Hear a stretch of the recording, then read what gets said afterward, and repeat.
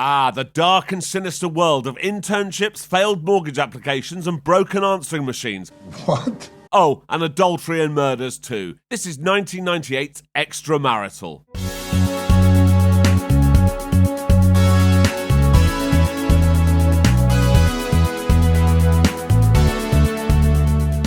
I'm Jay Harangue and I've wasted hours of my life watching terrible films. You should subscribe. So we start by meeting Elizabeth and her husband Eric. Hi. Elizabeth's just binned off her successful career in recruitment to follow her dream of being a journalist. And now she has an internship at Where magazine, spelt with an @ symbol instead of an A. That's how cutting edge this magazine is. All right.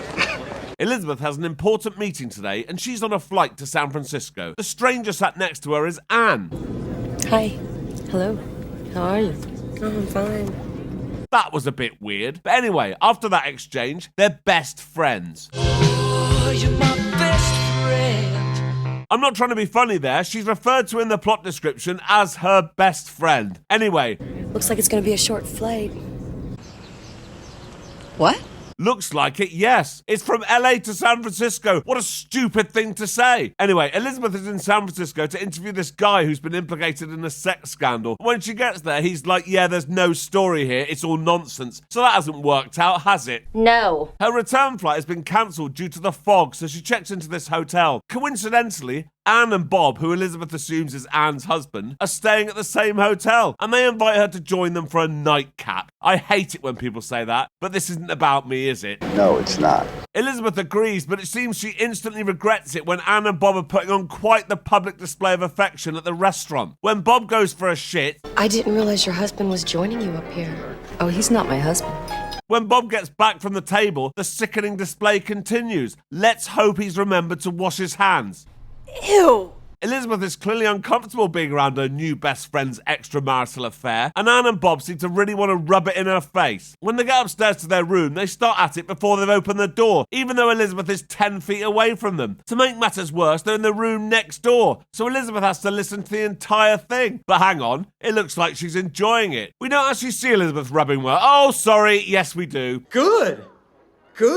8 days later, Elizabeth is back home. Eric is angry because Elizabeth no longer earns enough money for them to get a mortgage on the house he wants. She's like, don't worry, Eric. When my editor Griffin sees the story I've got for the magazine, I'll be a permanent member of staff. I don't see how. But when she speaks to Griffin, he says she didn't get enough from the interview. She got absolutely nothing from the interview. How could she possibly think he was going to run this story? Anyway, she gets home and tells Eric the bad news. It's not the end of the world, Lizzie. Maybe not for you.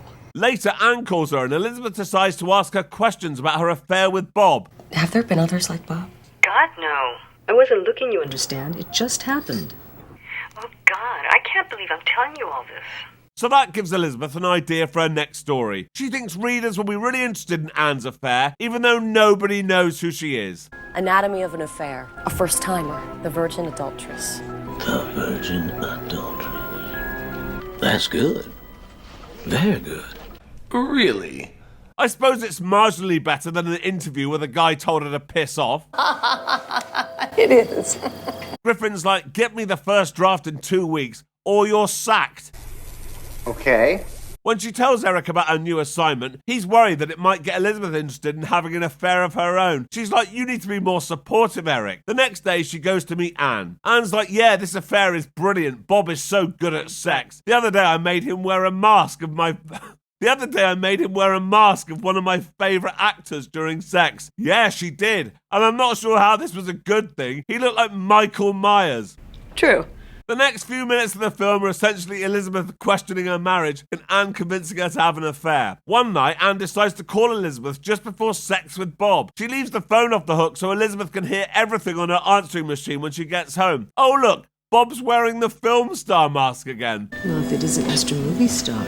What movie star can they possibly think he looks like in that mask? Put your best guess in the comments, please. I'm going to go with Matt Dillon. Anyway, Bob has something different in mind for this evening and kills Anne. Or is it Bob? Looks like whoever it is has filmed it too. The next evening, Elizabeth is supposed to be going up with Eric to meet friends, but because the answering machine is broken, she's worried that she's not heard from Anne. Eric is pissed off and he's had just about enough of Elizabeth and her stupid little internship. The next day, he gets the tape out of the broken answering machine and gives it to Elizabeth, and that night, she listens to it. She can't quite make out what's going on the tape, but she hears Anne screaming in what sounds like a bad way and knows something's not right. So she asks Griffin for an extension. Maybe just a week. You're in trouble, aren't you? No. I'll give you 1 week because I respect your honesty. Then he asks her opinion on the new magazine cover and she sees Bob on there. It turns out he's an actor. Elizabeth goes to meet Bob to ask him questions about Anne, but he's like, I don't know anything about her. Bob's a bit rattled that Elizabeth is sticking her nose in, so he goes and collects the tape from the camera that we assume he recorded the murder with. The next day, Bob turns up at Elizabeth's house. How did you know where I live? Wasn't hard to find. Bob tries to convince Elizabeth that she should have an affair with him. Relationships are a lot of work. She's about to do it too, but then the phone rings. It's Eric asking if she can take him to the airport. When they get there, she bangs onto him about the answering machine message, and at this point, Eric has just had enough. Elizabeth, stop obsessing about this. Just drop the story. I can handle it. This sounds dangerous. Time to back off. The next day, she's working out with her colleague Laurie. I've been meaning to ask you, how'd that surprise go? You know, Eric's sitting next to you on the flight to San Francisco. What are you talking about, Lori? His secretary called me and she asked me to book a seat next to you. Eric doesn't have a secretary. So who did sit next to you? Well, the plot thickens. After work, she goes out with Griffin and tells him that all this Anne business is getting a bit weird. She asks him why he's so hard on her, and he's like, because you've got the potential to be a brilliant journalist. Oh yeah, and I'm also in love with you. I think we could have an amazing life together. Would you care to discuss this at another time? Apparently not. When she gets home, Bob has sent her flowers. He calls her and he's like, good news, I found Anne's hotel receipt. She's like, good, when can I get it? And he's like, tomorrow night, come to my room after my show. Okay. I'll be there. She's like, by the way, Bob, where were you last Wednesday? And he's like, doing loads of stuff and not killing Anne. She's like, that's fine then, see you tomorrow. The next day, when she gets to his hotel room, she notices they have similar taste in artwork. You box too? Yes, I do. So do I. Yeah, not sure about that. Anyway, we all know where this is going. He gives her the hotel receipt and then they bang. In the morning, he looks through her stuff and sees that she's asked a detective in New York to look into him. While he's in the bathroom, she looks through his stuff and finds a receipt for a place called Victor's Video. When she gets home, everything's going wrong. Griffin has called and told her her story's late. The New York detective has faxed Bob's rap sheet and it turns out he's a seasoned criminal. She calls the hotel Eric's supposed to be at in San Francisco, but he's checked out. He checked out. Where the fuck are you? And then she cries. The next day, she goes to Victor's Video, and it seems that Anne bought a video camera with an automatic timer. The guy at the shop tells her that she was with a man who matches Bob's description, and that coincidentally, he has some copies of a videotape ready to give him. He's picking it up directly from the lab downtown. Tell them I sent you.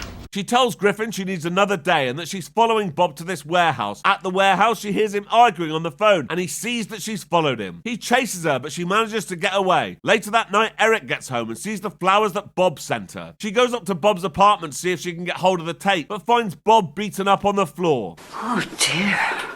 And someone's coming, so she hides. When the stranger leaves with Bob's body, she sees a photo of Eric with Anne on the shelf. Then she sees the video of the guy in the mask killing Anne. I'm struggling at this point to see where this is going, and why on earth Eric would leave a photo of himself and the dead woman on the shelf. It's so difficult to comprehend. But I'm sure it'll all be explained soon enough.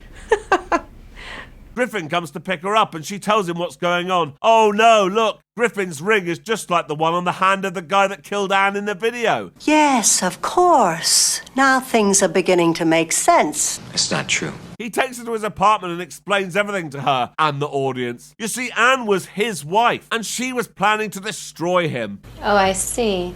Now that she's dead, he's going to pretend she ran off to Barbados with her lover. He can explain Bob's death too with the whole criminal past thing. This is just so hard to believe. So the only person left to deal with is Eric. Griffin has invited Eric round the house, and here he is. Eric, I believe you know my wife, Anne, do you not? Possibly. Sure, you and my wife were having an affair. All right. Lizzie, this guy's out of his mind. Let's get out of here. How does that help? refresh your memory. Okay, so Eric and Anne were having an affair, and Griffin starts reading the evidence from Anne's diary. All right, I had just about enough out of you, you fucking psycho! Ah! God! This is shit. Yeah, you're right. You're absolutely right. Griffin starts rambling on about more crap. Then there's this fight. The gun! Get the gun!